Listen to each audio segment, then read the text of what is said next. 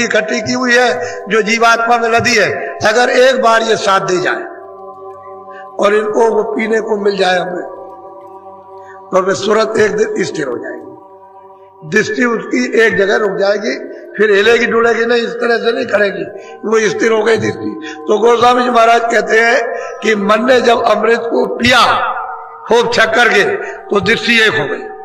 अब दिव्य दृष्टि हो, ज्ञान दृष्टि, तीसरा नेत्र खुल गया। बोलो।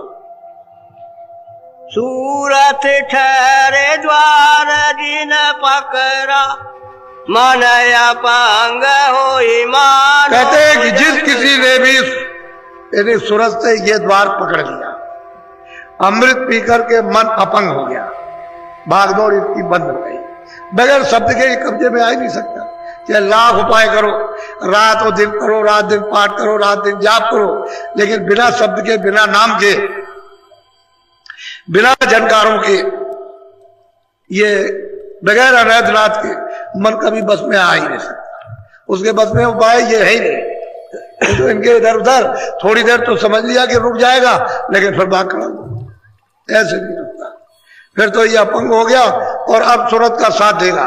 तो सूरत अलग है, ये अलग है, इसका भंडार अलग है, सूरत का भंडार अलग है, चित्त का भंडार अलग है, बुद्धि का भंडार अलग है, प्राणों का भंडार अलग है, इंद्रियों का भंडार, सबका भंडार अलग अलग है।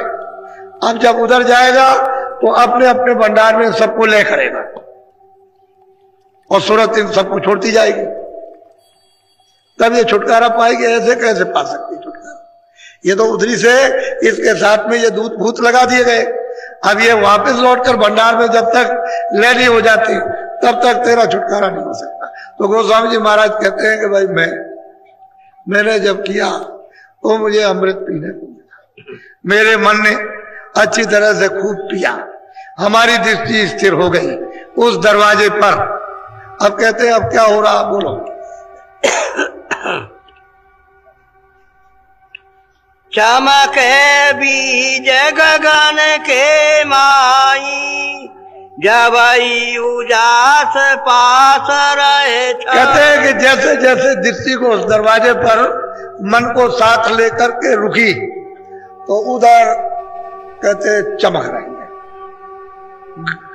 घन कहते हैं आकाश, कहते हैं बिजली चमक रही है। ये पावर हाउस की बिजली कुछ नहीं, ये रोशनी कुछ नहीं, ये प्रकाश कुछ भी नहीं, ऐसी बिजली चमकती है।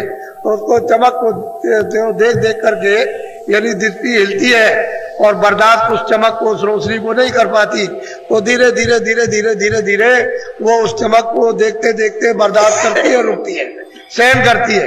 तो कहते हैं जैसे जैसे वो सहन करती है वैसे ही प्रकाश नीचे उतर रहा, नीचे की तरफ, यानी नजदीक आराम रहा। बोलो।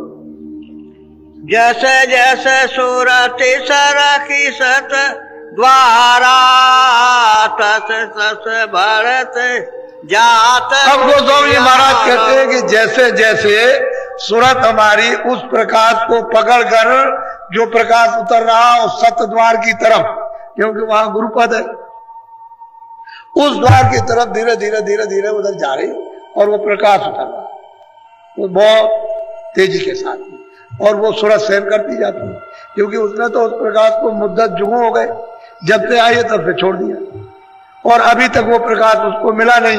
तो कहते हैं वैसे वैसे वो उतरता जा रहा और सद्वार की तरफ हमारी सूरत यानी जीवात्मा उधर बढ़ती जा रही। बोलो।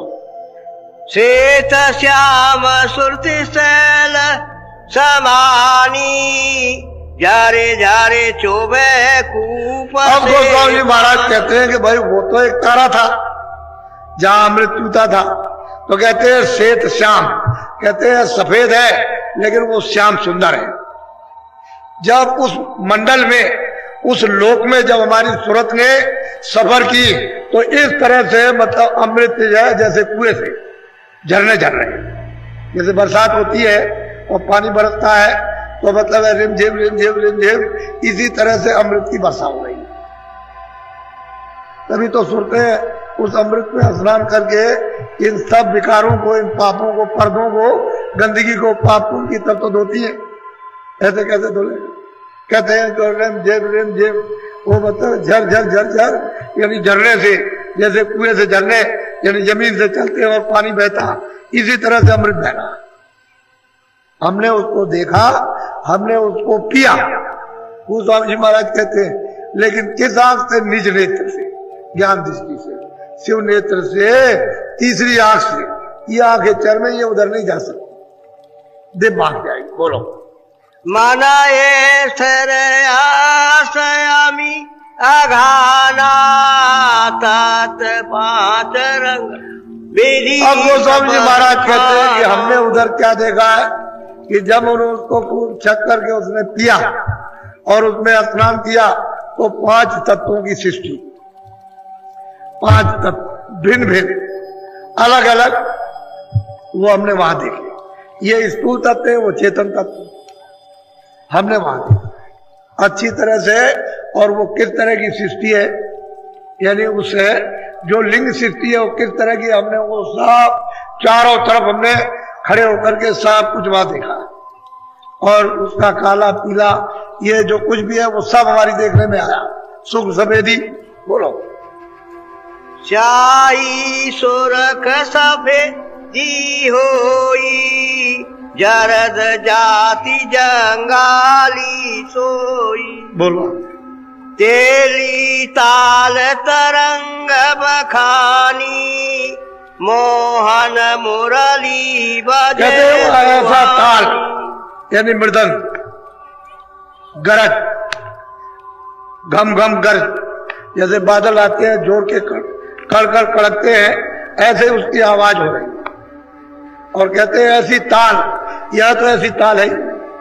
ये तो महात्माओं ने जो आपको बताया है, ये तो उनका बताया हुआ उसकी नकल है, लेकिन सही बात तो उधर। और कहते हैं मनमोहन मुरली बज रही है, अखंड बज रही, कभी बंद नहीं होती। और मैंने यहाँ दोनों आंखों के मध्य में बैठ करके इस जीवात्मा से उसको देखा और कानों से सुना, दिव्य कान से, दिमाग से, इस तरह से वहां मुरली बज रही है मनमोहन। बोलो। खिड़की तिल बारे सुरति समाई, मन तत देखी रहे टक। अब वो कहते हैं वो तिल के समान जो खिड़की थी उसके पार गए। जब उन सब तत्वों को देखते हैं तो एक टक होकर के देख रहे हैं कि कितनी सुंदरता है, कितनी खूबसूरत है और कितनी बड़ी बड़ी रचना है, किस किस बात की है, कैसे फूल है, किस चीज के फूल है। यहाँ ये फूल नहीं है, ये पेड़ इस तरह के नहीं है, और किस तरह का वहां खेल तमाशा होता रहता है, क्षण क्षण कैसे कैसे दृश्य बदलते रहते हैं। तो उधर में मतलब देव सृष्टि में ये खेल अगम्य होते रहते हैं। कहते हैं ये सब उस तत्वों में हमने ये सब कुछ देखा अपनी आंख से। बोलो। जब उजास घट भीतर आवा, तात तेज और ज्योति दिखावा। कहते हैं कि जैसे ही उजास जब अंदर में आया उस तिल को खिड़की के पार, तो कहते हैं एकदम उजाला ही उजाला।